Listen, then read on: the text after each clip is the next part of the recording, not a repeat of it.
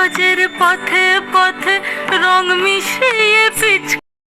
Hello সকলকে, আজকে প্রথমের ক্লিপসটা দেখে তোমরা এনাকে অনেকেই চিনতে পারছো, আর যারা পারোনি তাদের জন্য বলি, ইনি হলেন সম্পিতা প্রামাণিক।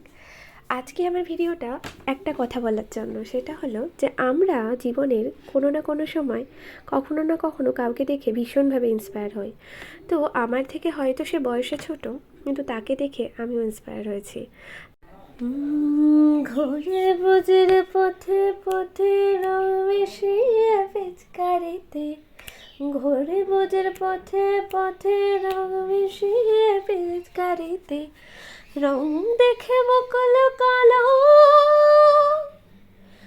যোচনা আকাশে, যোচনা আকাশে, মন ঝুলো নাই দোলে গোড়ায় বসন্ত বিলাসে, অঙ্গের সুগন্ধ ভাসে, অঙ্গের সুগন্ধ ভাসে, দক্ষিণ বাতাসে ভাসে, দক্ষিণ বাতাসে, মন ঝুলো নাই দোলে গোড়ায় বসন্ত বিলাসে, অঙ্গের সুগন্ধ ভাসে, অঙ্গের সুগন্ধ ভাসে, দক্ষিণ বাতাসে ভাসে, দক্ষিণ বাতাসে। সত্যি কথা বলতে যে এই সময়ে কেউ কাউকে ইন্সপায়ার করছে, কারোর লাইফে পজিটিভিটি দিচ্ছে, মোটিভেশন দিচ্ছে, এটা কিন্তু একটা বিশাল বড় ব্যাপার।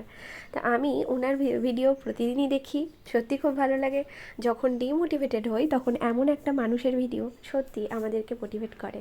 তো এটাই বলবো প্রত্যেককে, যে জীবনে হার জিত আছে, অনেকেই অনেক কঠিন ফেজের মধ্যে দিয়ে আমরা যাই, হয়তো সবটা বলে উঠতে পারি না, কিন্তু নিজেকেই নিজের মোটিভেটর হতে হবে। আর যখনও মনে হয় যে না, একটু নিজের মোটিভেশনটা নিজের প্রতি কম হয়ে যাচ্ছে, তখন এরকমই একজন কোনো ব্যক্তিত্বকে দেখে নিজেকে মোটিভেট করতে হবে। আর সত্যি কথা বলতে এই রায়কিশোরী গানটি আমার এর আগে শোনা হয়ে ওঠেনি, কিন্তু যখন ইনার নৃত্য পরিবেশনায় সাথে সাথে আমি গানটি শুনতে পেলাম, তখন সত্যি কথা বলতে হৃদয় ছুঁয়ে গেছে। তাই আজকে 2-3টে লাইন আমি গাওয়ার চেষ্টা করলাম। যেহেতু আনট্রেন্ড, কোনো দিন গান শিখিনি, তাই কেমন লাগলো অবশ্যই জানিও।